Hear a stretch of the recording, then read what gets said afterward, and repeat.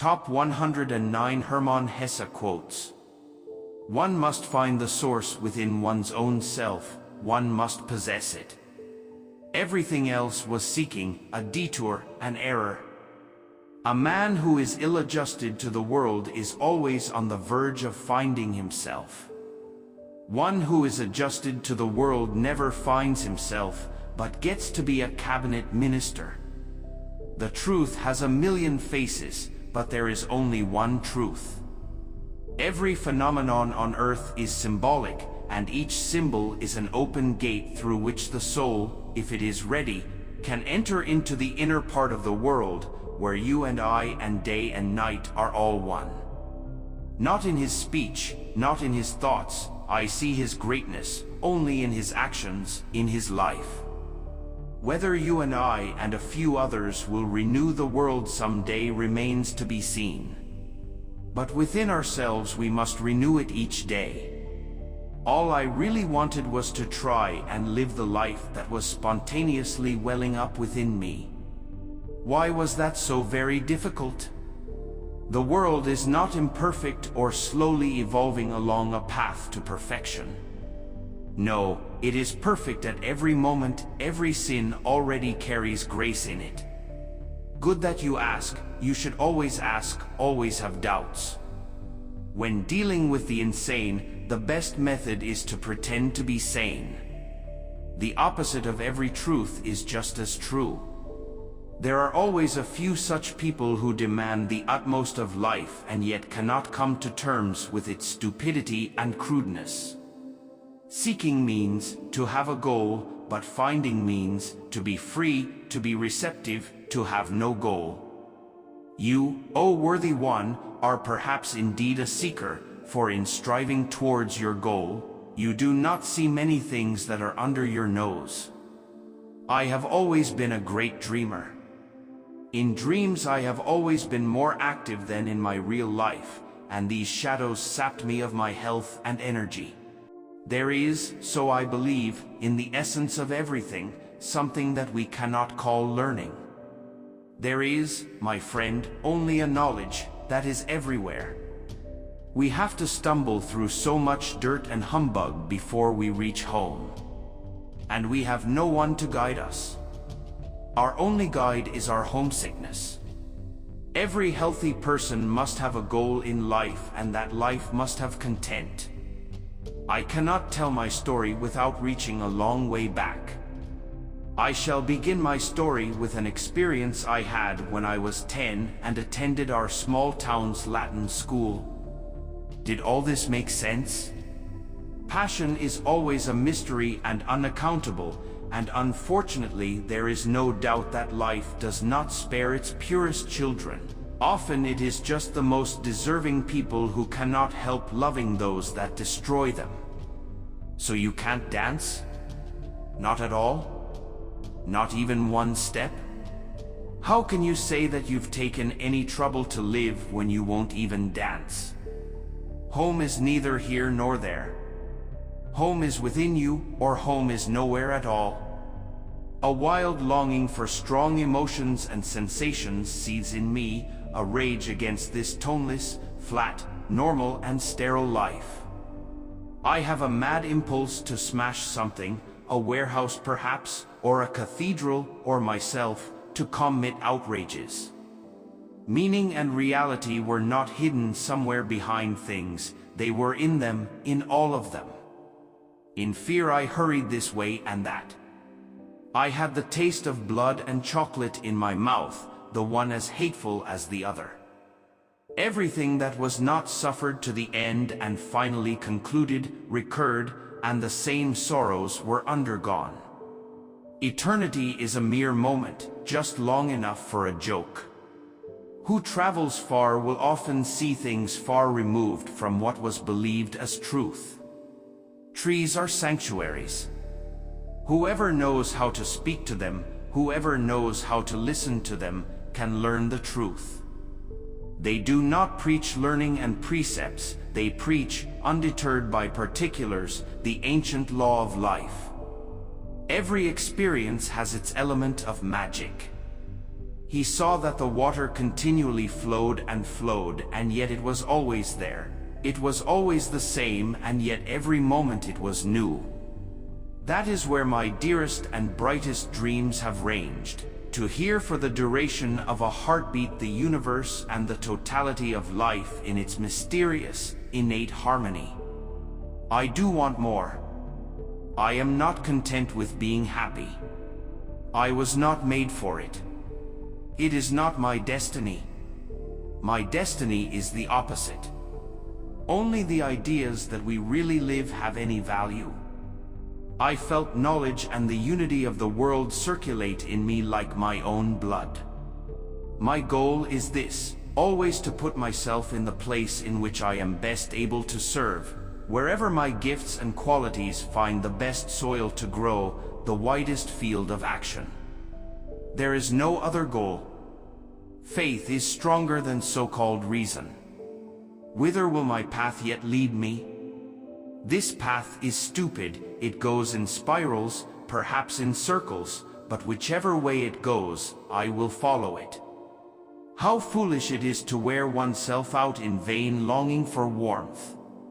Solitude is independence. Wisdom is nothing but a preparation of the soul, a capacity, a secret art of thinking, feeling and breathing thoughts of unity at every moment of life. Every man's story is important, eternal, and sacred. That is why every man, as long as he lives and fulfills the will of nature, is wondrous and worthy of every consideration. You must find your dream, then the way becomes easy. When the suffering becomes acute enough, one goes forward. If my life were not a dangerous, painful experiment, if I did not constantly skirt the abyss and feel the void under my feet, my life would have no meaning and I would not have been able to write anything. What you call passion is not spiritual force, but friction between the soul and the outside world. You knew all along that your sanctioned world was only half the world, and you tried to suppress the other half the same way the priests and teachers do. You won't succeed. No one succeeds in this once he has begun to think. The only reality is the one we have inside us. What makes most people's lives so artificial and unworthy is that they falsely regard outside images as reality, and they never allow their own inner world to speak. The world was beautiful when looked at in this way without any seeking, so simple, so childlike. Love must neither beg nor demand. Love must be strong enough to find certainty within itself. It then ceases to be moved and becomes the mover. The greatest threat to our world and its peace comes from those who want war, who prepare for it, and who, by holding out vague promises of future peace or by instilling fear of foreign aggression, try to make us accomplices to their plans. And when Siddhartha was listening attentively to this river, this song of 1,000 voices, when he neither listened to the suffering nor the laughter, when he did not tie his soul to any particular voice and submerged his self into it, but when he heard them all, perceived the whole, the oneness, then the great song of the 1,000 voices consisted of a single word, which was Om, the perfection. They both listened silently to the water, which to them was not just water, but the voice of life, the voice of being, the voice of perpetual becoming. One never reaches home, but wherever friendly paths intersect, the whole world looks like home for a time. One day I would be a better hand at the game. One day I would learn how to laugh. Pablo was waiting for me, and Mozart too. So you find yourself surrounded by death and horror in the world, and you escape it into lust. But lust has no duration, it leaves you again in the desert. Dreams and restless thoughts came flowing to him from the river, from the twinkling stars at night, from the sun's melting rays. Dreams and a restlessness of the soul came to him. What you search is not necessarily the same as what you find. When you let go of the searching, you start finding. The day had gone by just as days go by. I had killed it in accordance with my primitive and retiring way of life. I believe that I am not responsible for the meaningfulness or meaninglessness of life, but that I am responsible for what I do with the life I've got. Perhaps people like us cannot love. Ordinary people can, that is their secret. This happiness consisted of nothing else but the harmony of the few things around me with my own existence. A feeling of contentment and well-being that needed no changes and no intensification. Abraxas was the god who was both god and devil. If a man has nothing to eat, fasting is the most intelligent thing he can do. Despair is the result of each earnest attempt to go through life with virtue, justice, and understanding, and to fulfill their requirements. Children live on one side of despair, the awakened on the other side. I, also, would like to look and smile, sit and walk like that, so free, so worthy, so restrained, so candid, so childlike and mysterious. A man only looks and walks like that when he has conquered his self. I also will conquer myself. It was the first rent in the holy image of my father. It was the first fissure in the columns that had upheld my childhood, which every individual must destroy before he can become himself. I saw Damien's face and remarked that it was not a boy's face but a man's, and then I saw, or rather became aware, that it was not really the face of a man either. It had something different about it, almost a feminine element. And for the time being his face seemed neither masculine nor childish, neither old nor young, but 100 years old, almost timeless and bearing the mark of other periods of history than our own. Everything is necessary, everything needs only my agreement, my assent, my loving understanding. Then all is well with me and nothing can harm me. What for me is bliss and life and ecstasy and exaltation, the world in general seeks at most in imagination. In life it finds it absurd. We kill when we close our eyes to poverty, affliction, or infamy. We kill when, because it is easier, we countenance or pretend to approve of atrophied social, political, educational, and religious institutions, instead of resolutely combating them. And whether this happiness lasted 100 seconds or 10 minutes, it was so far removed from time that it resembled every other genuine happiness as completely as one fluttering blue lichened butterfly resembles another. Have you also learned that secret from the river, that there is no such thing as time? That the river is everywhere at the same time, at the source and at the mouth, at the waterfall, at the ferry, at the current, in the ocean and in the mountains, everywhere, and that the present only exists for it, not the shadow of the past nor the shadow of the future. Knowledge can be conveyed, but not wisdom. It can be found, it can be lived, it is possible to be carried by it, miracles can be performed with it, but it cannot be expressed in words and taught. Everyone had only one true vocation, to find himself. Let him wind up as a poet or a madman, as a prophet or a criminal, that wasn't his business. In the long run, it was irrelevant. His business was to discover his own destiny, not just any destiny, and to live it totally and undividedly. Anything else was just a half measure, an attempt to run away, an escape back to the ideal of the masses, an adaptation, fear of one's own nature. A mere nothing suffices, and the lightning strikes.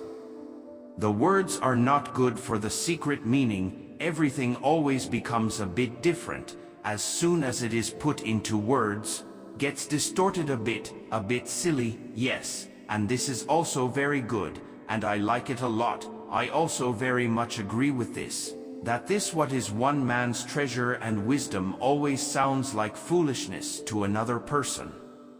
Within us there is someone who knows everything, wills everything, does everything better than we ourselves.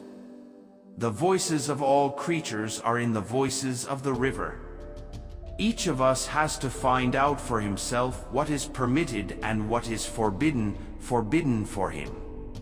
It's possible for one never to transgress a single law and still be a bastard. And vice versa. For me, trees have always been the most penetrating preachers.